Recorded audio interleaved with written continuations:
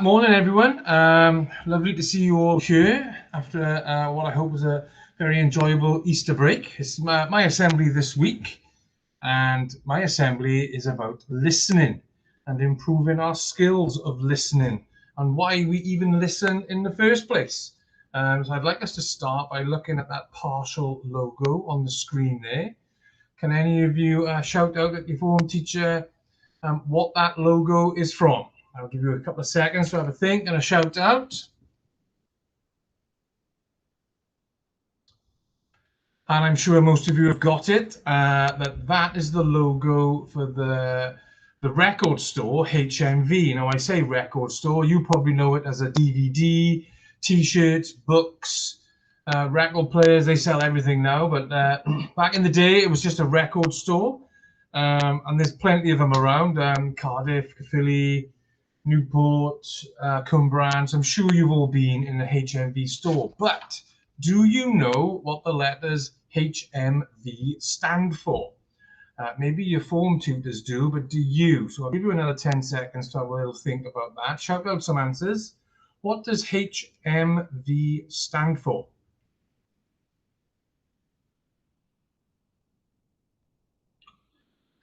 Right, well, if you can see there, I don't know if you can, if you have a little squint, it says his master's voice. That is what HMV stands for, his master's voice.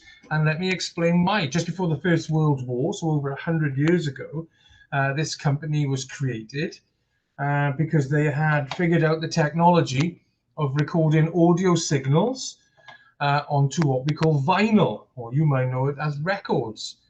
Little bits of plastic in the grooves, little grooves in the bits of plastic on the record would produce sound waves, and using that, they could produce audio and musical recordings. And in the olden days, these were played on what was called gramophones. You can see a picture of a gramophone in the middle there. It's a record player, but there's no speakers. In them days, no electronic speakers. So it came through what looks like a traffic cone, but it was a giant metal trumpet, basically, to amplify the volume. And the first one was a recording of a gentleman's voice that he used to keep the dog calm when he left the house. Hence the phrase, his master's voice, right? There are three types of record. I don't know if any of you are familiar with it. There's a single, which runs at 45 RPM, an LP, an album, or a long player, which runs at 33, and then this special one specifically for vocals at 78 RPM. And I'm sure your dads or your uncles have got a few records somewhere in the garage or up in the attic, because collecting them when I was a kid, for example, in the 80s and 90s, was what we did. In fact, this was my Saturday afternoon when I was in year 9 and 10. Every Saturday afternoon, I'd go to the record store in Newport Market and spend my hard-earned, saved pocket money on the latest Iron Maiden record or Motley Crue or AC/DC or whatever stuff was out at the time. Okay, so you don't really get record shops anymore, although vinyl is coming back into fashion. So that's an aside.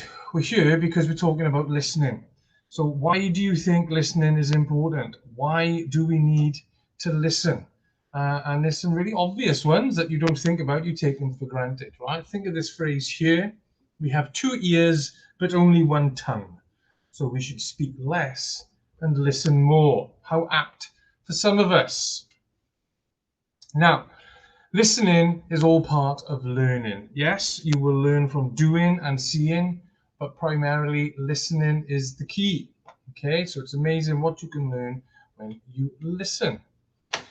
Listening is often the first thing needed to help someone. Okay, so when you go to see the doctor, for example, the doctor has to listen to what you have to say first before they can do any sort of diagnosis. When I give you instructions on a task in your maths or physics lessons, if you're not listening to the instructions, you're not going to be able to achieve success. So listening is the first thing you need to do. If you don't listen, you won't understand, okay? And there are different types of listening you learn as you get a bit older, and we can adjust ourselves on our listening to body language and motion cues and tone of voice, which is why things in a text or an email very difficult to understand because you haven't listened to how they were written. So listening is key to understanding. And essentially, I want to thank you for listening to me. But that's not it, right? That was a bit short and sweet. What I want you to do, I want you to, let's see if we can utilize your listening skills. So get a scrap bit of paper. Maybe your phone tutor's already put one out, or a whiteboard and a pen. And I'm going to play you some noises. And you've got to jot down what you think they are. You're going to have to use your listening skills to let me know what those noises are.